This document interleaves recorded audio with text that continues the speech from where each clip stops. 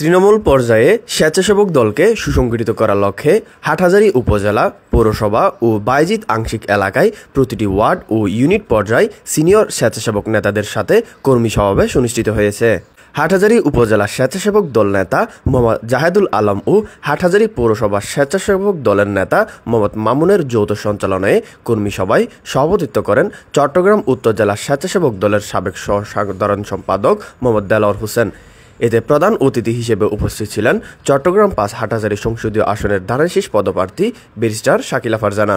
এতে বিশেষ অতিথি হিসেবে উপস্থিত ছিলেন চট্টগ্রাম উত্তর জেলা স্বেচ্ছাসেবক দলের সদস্য ওয়াহিদুল আলম মনসুর, চট্টগ্রাম মহানগর স্বেচ্ছাসেবক দল নেতা আলতাফ হোসেন অনিক, বায়েজিদ বুস্তামি থানা স্বেচ্ছাসেবক দলের নেতা শাহজাহারুল ইসলাম রাসেল, হাটহাজারী উপজেলা স্বেচ্ছাসেবক দল নেতা মোহাম্মদ মঈনুদ্দিন, হাটহাজারী উপজেলা স্বেচ্ছাসেবক দলের নেতা সাইফুল ইসলাম সহ অসংখ্য নেতা কর্মীবৃন্দ এতে উপস্থিত ছিলেন।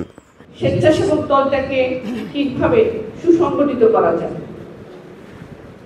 আসলে আমি বলতে চাই না, হাটহাজারীতে ৩টা রাজনৈতিক বিএনপির গ্রুপ আছে, গ্রুপিং কোন দল যেটাকে বলে গ্রুপ রাজনীতি। এটা যদিও আমাদের দলের অনেক ক্ষতি হয়, কিন্তু তারপরেও সমগ্র বাংলাদেশ জুড়ে এই গ্রুপিং রাজনীতি চলমান। এটা চাইলেও কেউ বন্ধ করতে পারছে না। এটা নিশ্চয়ই আমাদের দলের চেয়ারপারসনও চান না, আমাদের অ্যাক্টিং চেয়ারপারসনও চান না, কিন্তু হয়ে যায়।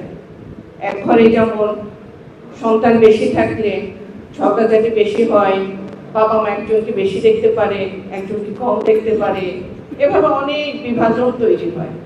সেভাবে হাটহাজারীতেও কিন্তু গ্রুপিং রাজনীতিটা বিদ্যমান। এটা শুধু হাটহাজারীতে নয়, সমগ্র বাংলাদেশ। এখন বলবেন আমরা তো ধানের শীষে ভোট দিব। ধানের শীষে আমরা এই হাটহাজারীতে যদি সর্বোচ্চ ধানের শীষে কেউ ভোট দিয়ে থাকে, সেটা হচ্ছে মরহুম সৈয়দ ওয়াহিদুল আলমের পরিবার। আর যারা ধানের শীষের দাবিদার, তারা কখনো ধানের শীষে ভোট দিয়েছে কিনা সেটা অবশ্যই খতিয়ে দেখা দরকার। ধানের শীষ নিয়ে বারবার ওয়াহিদুল আলমকে জয় করেছেন আপনারা। ওনার পরিবার, ওনার লোকজন, ওনার লোকবল যারা ধানের শীষের পক্ষে কাজ করেছে, তারাই ধানের শীষে ভোট দিয়েছে। অনেকে অনেক জায়গায় ভোটে দিন বেড়াতেও চলে গেছে, অনেকে ঢাকায় কাজ আছে বলে রয়ে গেছে। এরকম অনেক নজির আছে হাটহাজারীর ইতিহাসে। হাটহাজারীর বিষয়ে আসলে রাজনীতি এত বেশি খুব পরিচ্ছন্ন রাজনীতিবিদ ছিলেন মরহুম সৈয়দ ওয়াহিদুল আলম, কিন্তু এই রাজনীতি এখন এত বেশি দূষিত হয়ে গেছে, সেটাকে কিভাবে আসলে সুন্দর করা যাবে আমার আসলে জানা নেই। অনেকে নেতা, আপনারা যেমন আজকে অনেকে উপস্থিত হয়েছে, 5ই আগস্টের পরে সবাই বিএনপি, আওয়ামী লীগের প্রেতাত্মারাও বিএনপি হয়ে গেছে। সেই প্রেতাত্মাদের আমরা চিনব কি করে?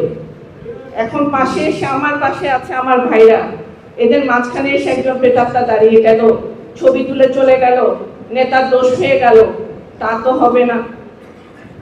কারণ সমগ্র হাটহাজারীতে 2022 সালের জরিপ অনুযায়ী 4,98,000 ভোটার, জনসংখ্যা 4,98,000। সেই ক্ষেত্রে আমরা সবাইকে চেনা সম্ভব না। আমি আমার নেতা কর্মীদেরকে চিনব, তবে হ্যাঁ, আমি আমার নেতা কর্মীদেরকে বলবো আপনারা যাদেরকে নিয়ে আসবেন তাদের অবশ্যই যাচাই বাছাই করে আনতে হবে। এতে নেতাকে দোষী করা যাবে না, কারণ নেতা সবাইকে চিনে না। নেতা চিনে আপনাকে, আপনি যাদেরকে আনবেন তাদেরকে আপনি চিনবেন, নেতা নয়। এজন্য নেতাকে পোস্ট থেকে কিভাবে মুক্ত রাখবেন সেটা আপনাদের উপর দায়িত্ব দিয়ে রাখলাম আমি।